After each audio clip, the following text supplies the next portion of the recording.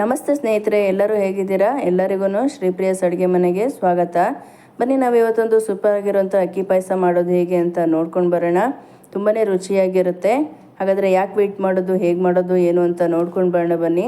ಯಾರೂ ವಿಡಿಯೋನ ಸ್ಕಿಪ್ ಮಾಡಬೇಡಿ. ಹಾಗೆ ವಿಡಿಯೋ ಇಷ್ಟ ಆದರೆ ಲೈಕ್ ಮಾಡೋದನ್ನು ಮರಿಬೇಡಿ. ನಾನಿಲ್ಲಿ ಬಾಸುಮತಿ ರೈಸ್ನ ತಗೊಂಡಿದ್ದೀನಿ. ಒಂದು 1/4 ಕಪ್ಗಿಂತ ಕಡಿಮೆನೇ ತಗೊಂಡಿದ್ದೀನಿ, ಜಾಸ್ತಿ ಬೇಕಾಗಿಲ್ಲ ಅಕ್ಕಿ. ಇದನ್ನು ನಾವು ನೀರು ಹಾಕಿಬಿಟ್ಟು ನೆನೆ ಹಾಕಿಡೋಣ ಒಂದು 15 ನಿಮಿಷ. ಅಷ್ಟೊತ್ತಿಗೆ ಬನ್ನಿ, ನಾವಿಲ್ಲಿ ಒಂದು ಪಾತ್ರೆಗೆ ಹಾಲು ಹಾಕ್ಕೊಳ್ಳೋಣ. ನೀರು ಹಾಕಬಾರ್ದು. ನಾನಿಲ್ಲಿ 1 ಲೀಟ್ರ್ ಹಾಲನ್ನ ತಗೊಳ್ತಾ ಇದ್ದೀನಿ. ಇದನ್ನು ಸ್ಟವ್ ಆನ್ ಮಾಡಿಬಿಟ್ಟು ಇವಾಗ ಕುದಿಯೋದಕ್ಕೆ ಇಡೋಣ. ಕೆನೆ ಕಟ್ಟಬಾರ್ದು ನೋಡಿ, ಈ ರೀತಿ ತಿರುಗಿಸ್ತಾ ಇರಬೇಕು 1 ಸ್ಪೂನ್ ಹಾಕಿಬಿಟ್ಟು. ಇದು ಪಾಯಸನ ನೀವು ಬೇಗ ಮಾಡಬೇಕಂದ್ರೆ ಆಗಲ್ಲ. ನಿಮಗೆ ಮಿನಿಮಮ್ ಅಂದ್ರೂ ಒಂದು ಅರ್ಧ ಗಂಟೆಯಿಂದ 3/4 ಗಂಟೆ ತಗೊಳುತ್ತೆ.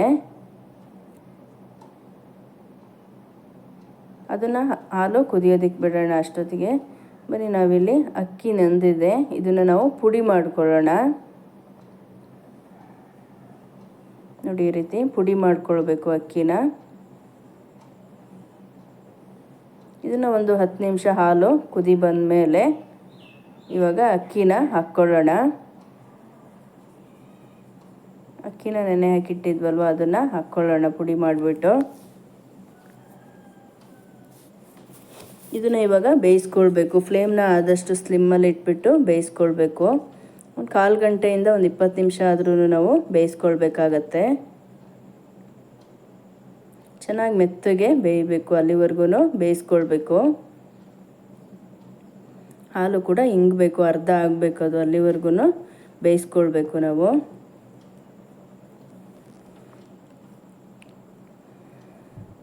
ಮಧ್ಯೆ ಮಧ್ಯೆ ಈ ರೀತಿ ತಿರುಗಿಸ್ತಾ ಇರಬೇಕು, ಕೆನೆ ಕಟ್ಟತ್ತಲ್ವ, ಹಾಗಾಗಿ.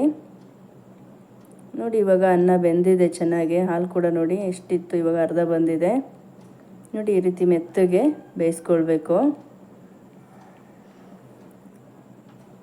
ಇವಾಗ ಅನ್ನ ಚೆನ್ನಾಗಿ ಬೆಂದಿದೆ ಅಂದಮೇಲೆ ನಾವು ಸಕ್ಕರೆನ ಹಾಕ್ಕೊಳ್ಬೇಕು. ಸಕ್ಕರೆ ಎಷ್ಟು ಬೇಕು ರುಚಿಗೆ ನೋಡಿಬಿಟ್ಟು ಹಾಕ್ಕೊಳ್ಬೇಕಷ್ಟು. ಇವಾಗ ಒಂದ್ಸಲ ಮಿಕ್ಸ್ ಮಾಡಿಬಿಟ್ಟು ಇನ್ನೂ ಒಂದು 10 ನಿಮಿಷ ಇದನ್ನು ಕುದಿಯೋದಕ್ಕೆ ಬಿಡೋಣ. ಆದಷ್ಟು ಫ್ಲೇಮ್ನ ಫುಲ್ ಸ್ಲಿಮ್ಮಲ್ಲಿ ಇಟ್ಟು ನಾವು ಪಾಯಸನ ಮಾಡ್ಕೊಳ್ಬೇಕಾಗತ್ತೆ. ಇವಾಗ 1 ಕಾಳಷ್ಟು ನಾನು ಉಪ್ಪನ್ನು ಹಾಕ್ತಾಯಿದ್ದೀನಿ.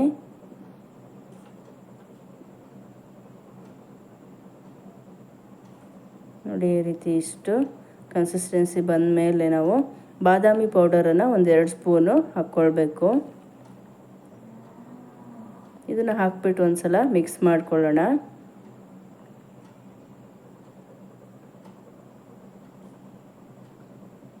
ಚೆನ್ನಾಗಿ ಈ ರೀತಿ ಮಿಕ್ಸ್ ಮಾಡಿಬಿಟ್ಟು ಇವಾಗ ನಾನಿಲ್ಲೊಂದು ಚಿಕ್ಕದು ಬಾಣಲಿನ ತಗೊಂಡಿದ್ದೀನಿ.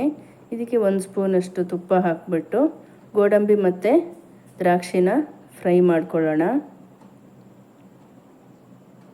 ಸ್ಟವ್ ಆಫ್ ಮಾಡಿಬಿಟ್ಟು ನಾವು ದ್ರಾಕ್ಷಿನ ಹಾಕ್ಕೊಳ್ಬೇಕು. ಇದನ್ನು ಫ್ರೈ ಮಾಡಿಬಿಟ್ಟು ಇವಾಗ ಪಾಯಸಕ್ಕೆ ಹಾಕ್ಕೊಳ್ಳೋಣ. ಲಾಸ್ಟಲ್ಲಿ ಏಲಕ್ಕಿ ಪುಡಿನ ಹಾಕ್ಕೊಳ್ಳೋಣ. ನೋಡಿದ್ರಲ್ಲ ಯಾವ ರೀತಿ ಮಾಡೋದು ಪಾಯಸನ ಅಂತ. ಖಂಡಿತ ನೀವು ಒಂದ್ಸಲ ಮನೇಲಿ ಟ್ರೈ ಮಾಡಿ, ಹಾಗೆ ಹೇಗಿತ್ತು ಅಂತ ಕಮೆಂಟ್ ಮಾಡೋದನ್ನು ಮರಿಬೇಡಿ. ಇದನ್ನು ನಾವು ತಣ್ಣಗಾಗೋದಕ್ಕೆ ಬಿಡಬೇಕು ಸ್ಟವ್ ಆಫ್ ಮಾಡಿಬಿಟ್ಟು. ಹಾಗೆಯೇ ನಿಮಗೆ ಈ ವಿಡಿಯೋ ಇಷ್ಟ ಆದರೆ ಲೈಕ್ ಮಾಡಿ, ನಿಮ್ಮ ಫ್ರೆಂಡ್ಸಿಗೂ ಶೇರ್ ಮಾಡಿ. ಯಾರು ನನ್ನ ಚಾನಲ್ನ ಸಬ್ಸ್ಕ್ರೈಬ್ ಆಗಿಲ್ವೋ, ಫಸ್ಟ್ ಟೈಮ್ ನೋಡೋರು ಖಂಡಿತ ಸಬ್ಸ್ಕ್ರೈಬ್ ಆಗಿ. ನೆಕ್ಸ್ಟ್ ಹಾಕೋ ನಾನು ವೀಡಿಯೋಗಳೆಲ್ಲದೂ ನೋಟಿಫಿಕೇಷನ್ ಬರುತ್ತೆ. ನೀವು ಕೂಡ ಇದೇ ರೀತಿ ರೆಸಿಪಿಗಳನ್ನ ಮನೆಯಲ್ಲಿ ಟ್ರೈ ಮಾಡ್ಬೋದು. ಇಂಥದ್ದೇ ಒಂದು ನೆಕ್ಸ್ಟ್ ವೀಡಿಯೋದಲ್ಲಿ ಭೇಟಿಯಾಗೋಣ. ಅಲ್ಲಿವರೆಗೂ take care, bye, thank you.